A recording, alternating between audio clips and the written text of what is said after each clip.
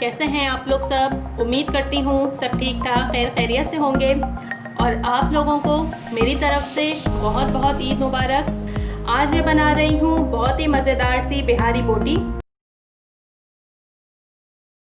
बहुत जल्दी बन जाएगी और बहुत ही ज़्यादा मज़ेदार बनती है ये। इसको बनाने के लिए जो हमें अज्जा चाहिए, अब आप बिहारी बोटी को बनाने के लिए मैंने सबसे पहले 700 ग्राम गोश्त लिया है।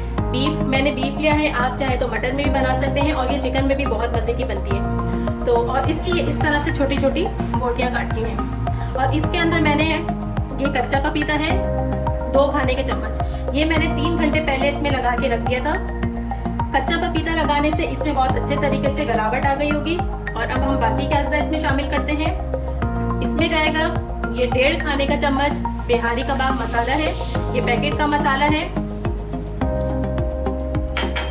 इसमें मिर्चें बहुत तेज़ होती हैं, इसलिए आप सोच समझ के डालिएगा। अदरक लहसुन 1 खाने का चम्मच, ये चला गया। इसके अलावा दही है 1/2 कप, ये चली गई इसमें।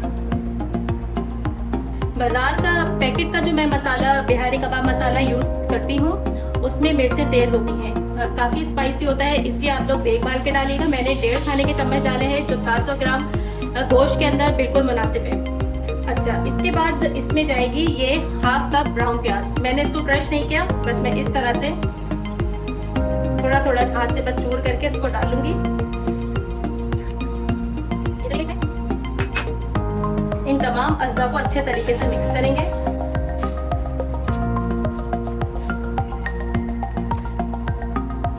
अच्छा, अब मैं इसके अंदर शामिल करूंगी सरसों का तेल। मैं इसे सरसों के तेल में बनाऊंगी और सरसों के तेल से इसका जायका बहुत ही मज़े का आता है।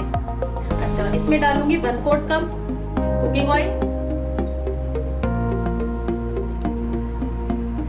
बस अब इसे बहुत अच्छे तरीके से मिक्स करना है।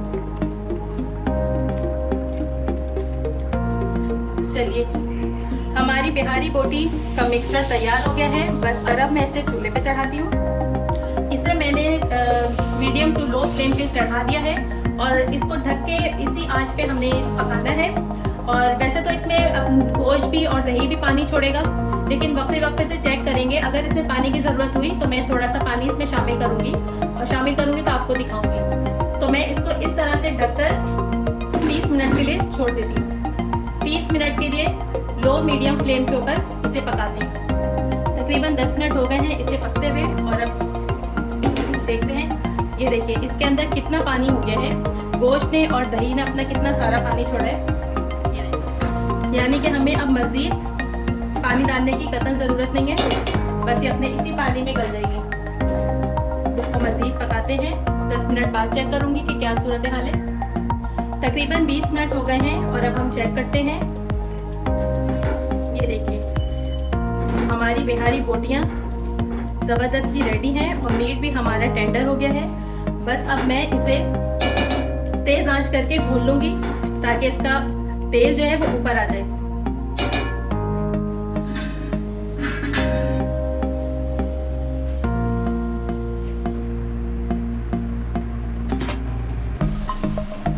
कोयला रख दिया है, अब इस पे डालेंगे थोड़ा सा ऑयल ताकि अच्छे तरीके से धुआं निकले। और बस 5 मिनट तक मैं इसको कवर करके रखूँगी, फिर डिश आउट करके आपको चेक कराती हूँ। फिर डिश आउट करके आपको दिखाती हूँ। तैयार है हमारी बहुत ही मज़ेदार सी बीफ बिहारी बोटी। बहुत ही लाजवाब बनी है, मैंने टेस्ट करके देखा है। और आप इस रेसिपी को ज़रूर ट्राई कीजिएगा और मुझे कमेंट करके बताइएगा कि आपकी रेसिपी कैसी बनी। फिर आऊँगी एक नई रेसिपी के साथ। अल्लाह हाफिज़।